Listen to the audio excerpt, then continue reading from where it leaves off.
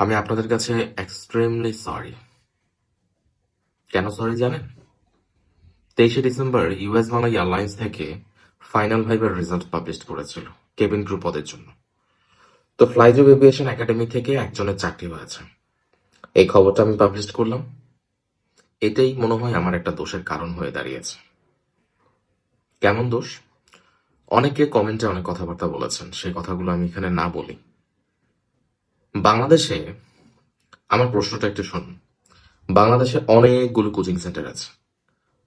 তাদের ওখান থেকে চাকরি হওয়া দূরের কথা, একটা পোস্ট দিয়ে পর্যন্ত বললো না যে 23শে ডিসেম্বর ইউএস বাংলা এয়ারলাইন্সের ফাইনাল ভাইবার রেজাল্ট পাবলিশ করেছে কেবিন ক্রু পদের জন্য।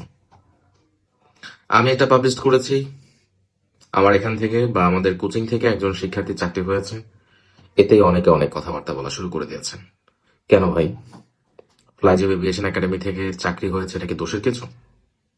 যদি দোষের কিছু হয়ে থাকে বা আপনাদের সাথে যদি আমি কোনো দোষ করে থাকি যে এই খবরটা প্রকাশ করে, তাহলে আমি সরি, এবং ফ্লাইজব এভিয়েশন একাডেমি থেকে এক্সট্রিমলি সরি। ভাই, আপনারা কি চিন্তা ভাবনা আর কি ব্রেন নিয়ে থাকেন, এটা একমাত্র আল্লাহ ভালো জানে।